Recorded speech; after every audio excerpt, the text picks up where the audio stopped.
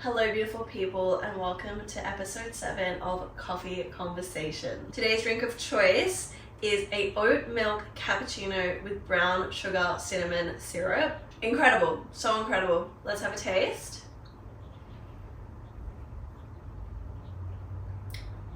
So good. Wow. Today's episode I actually wanted to chat about something kind of random. I wanted to talk about a few movies that have completely altered my brain chemistry. These movies changed the way I think, changed the way I see the world, changed the way I see myself and my actions. And I am such a movie girl. As much as I love books, I love watching movies, and I've watched a lot of really good ones and I thought I would share. Let's get into it. I feel like a lot of these are gonna be like a no-brainer. Like, duh, obviously everyone loves these movies. They are the best movies. But I still want to share why I love them and my opinion on them. Starting strong, my favorite book, movie, like I am so obsessed. I think about it, I want to say at least once a week, and that would have to be Little Women. I think I watched the movie first, the 2019 movie, and absolutely fell in love with it. Was completely obsessed with it. I've been wanting to watch it again recently. I read the book, absolutely obsessed with it.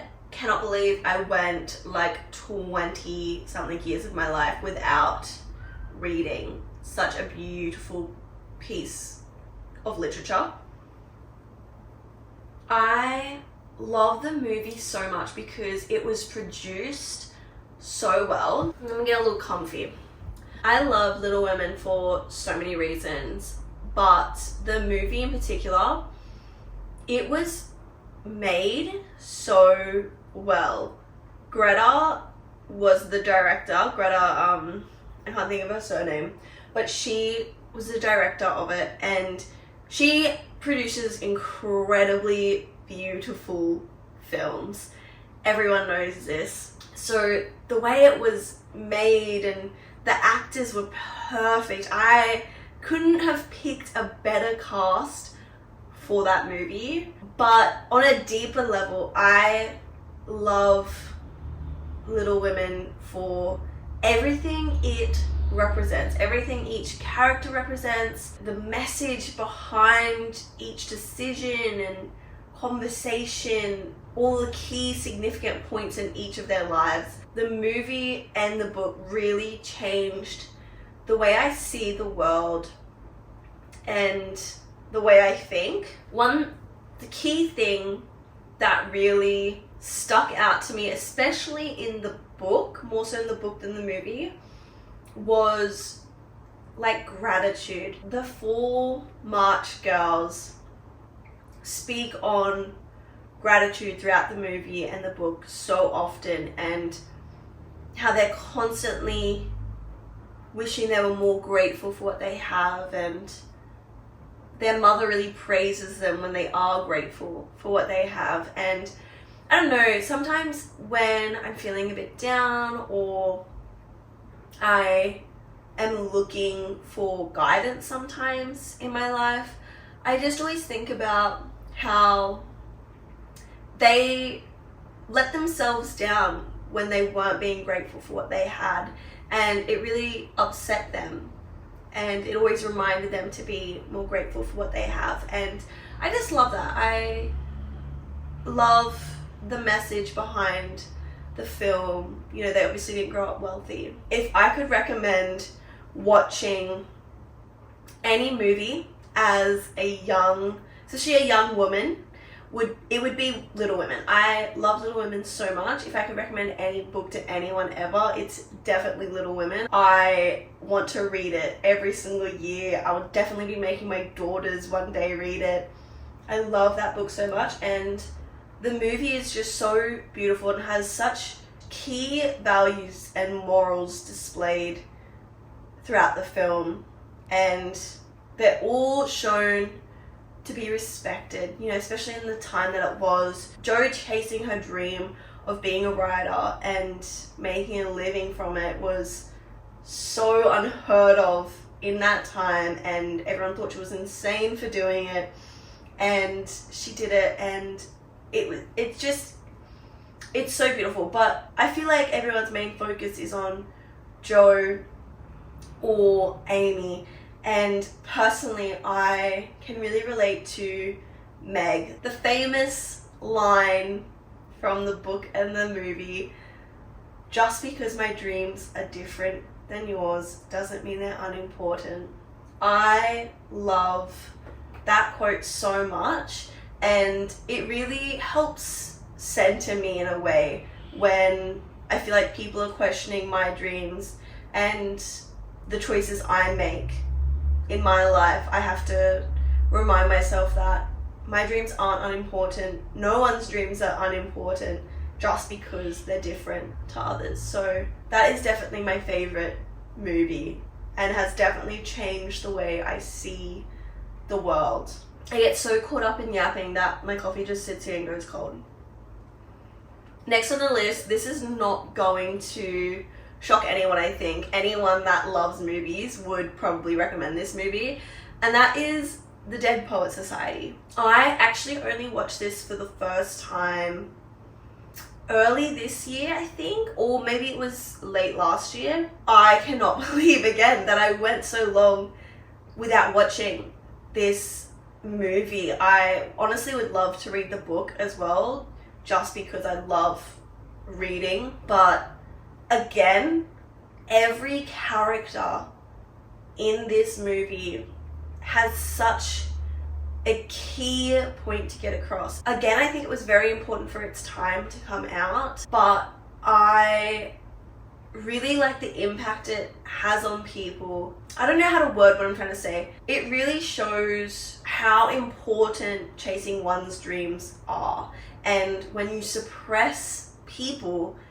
it has such a negative impact on them. Of course, it's such a beautiful, beautiful movie with such a sad ending, but the takeaways that you get from this movie are so important, and I really recommend any young person watching it, especially maybe with your parents, if they are maybe pressuring you to be someone that you maybe don't want to be. I think it's such a powerful movie. I obviously love Robin Williams. He was such an incredible actor, and I feel like so many of his characters that he played have such a powerful message that they still carry today. Dead Poets Society is in my top 3 for sure. I absolutely love that movie. This is such a good coffee. I haven't had homemade coffee in like a few weeks, and it's so good.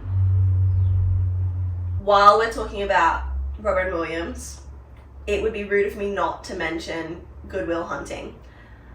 I think I only watched this last year. Like, I've only really watched all of these incredible movies in the past like 2 years of my life. Good Will Hunting, Damon went to watch it. I was like, what is this movie? Fine, whatever, put it on.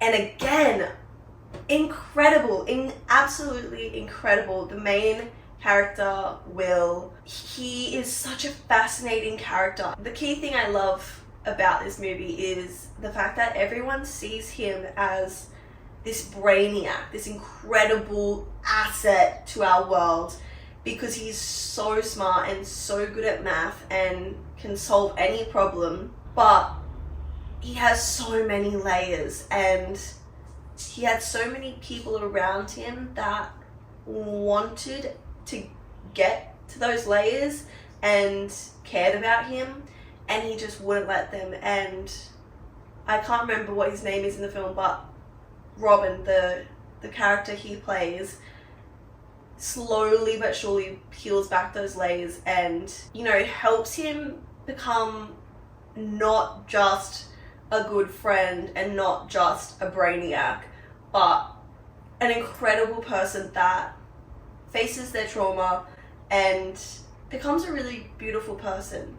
I think it's such an important coming of age movie. Like, I feel like most of the movies I'm going to mention are really important coming of age movies, but I feel like they just reassured me in so many ways, and that any choice you make for your life, if you believe it is the right choice for you and you are proud of the decision you're making, no one can tell you that that is the wrong choice. I feel like that was very philosophical. Next, Perks of Being a Wallflower.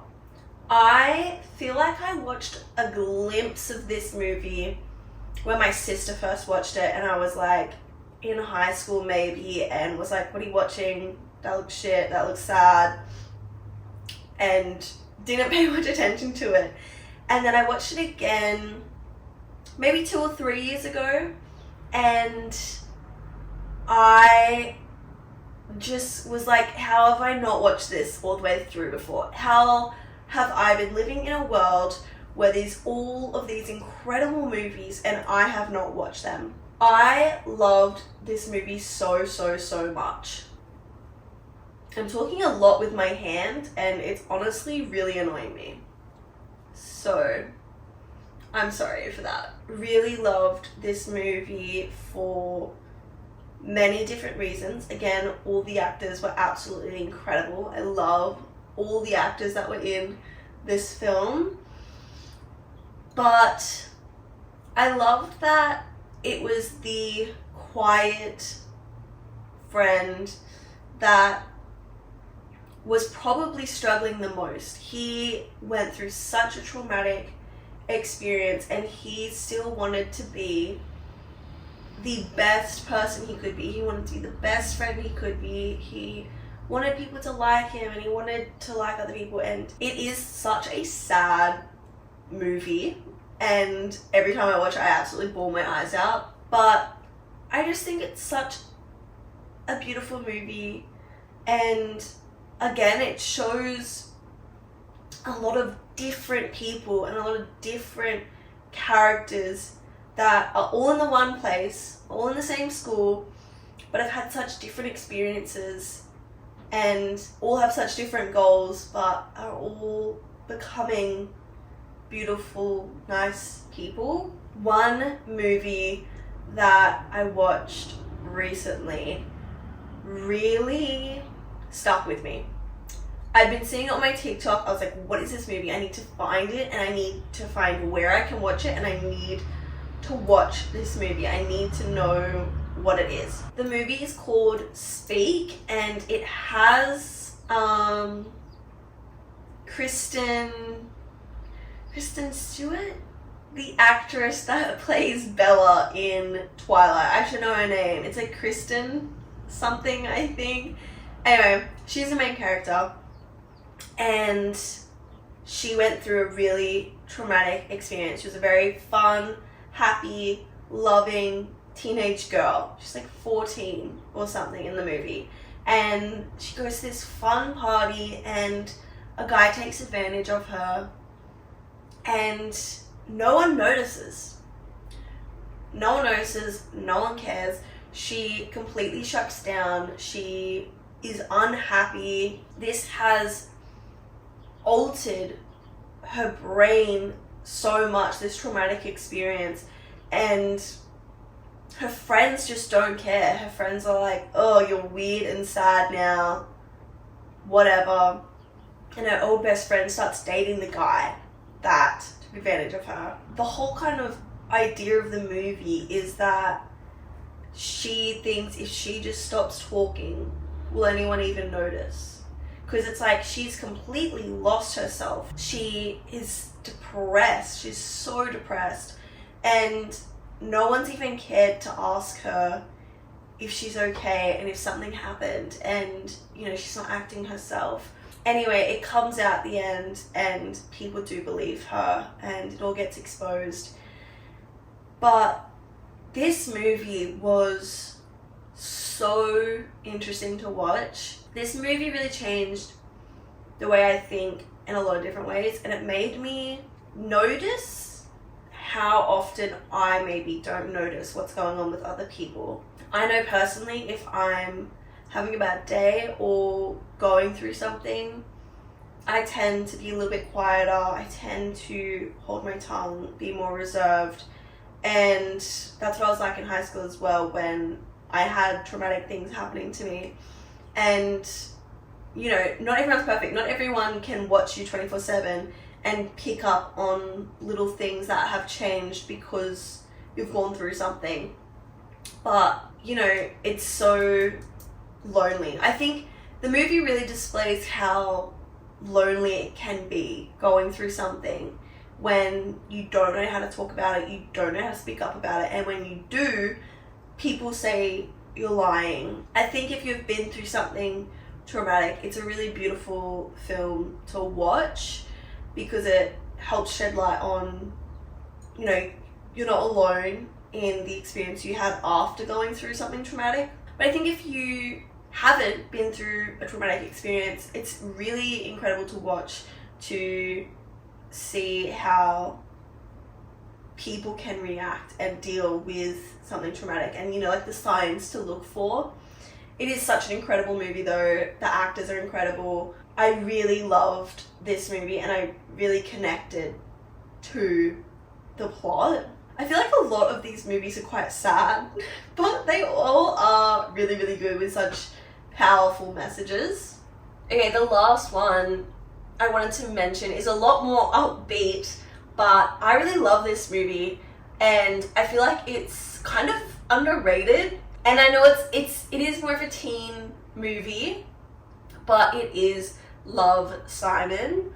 I watched this for the first time when it came out and really liked it, and I've watched it a few times in the past few years, but I love it. I love, again, that it's a coming of age film. I love that it explores regular teenagers going through such big, heavy life events. I think I loved that it was very realistic. I think sometimes nowadays in shows and movies, they stereotype characters sometimes. The main character, Simon, is gay and, you know, he's not out of the closet and he's trying to figure out how to admit it to himself and how to tell the people he loves in his life. One thing I do really love about this movie though is that he is just a regular person. He is just a regular teenage boy. Everyone goes through figuring out who they are, but I feel like in movies they try and like exaggerate the characters sometimes, and, you know, if there's a gay character, they're covered in rainbow outfits and they are like the gayest person. He's really representing every person that has gone through this experience, the people that are just normal people that have a different sexual orientation. So I really love it. I think it's such a beautiful, fun, bubbly movie, but the main character is gay and the love story is for a gay couple. I also think the story time is really interesting and I love the actors in it again. I'm glad we ended that on a bit of a high note because a lot of those movies are quite sad, but Love, Simon is a really upbeat and really beautiful movie. Those movies are definitely some of my favorites and some of my favorite thought daughter movies, you could say. I love movies that after watching them make you just sit and think about them for a while, and all of those definitely do, and I definitely refer to them when I'm having issues in my life or bumps in the road or whatever it is, and sometimes think, oh, what would this person do? What would this character do? And what should I do? If you haven't watched these movies, I highly recommend. They are so incredible and have definitely stuck with me, and I will definitely be watching all of them again, probably many times in my lifetime. That is all for this episode, but I will see you beautiful people in the next Coffee Conversations episode.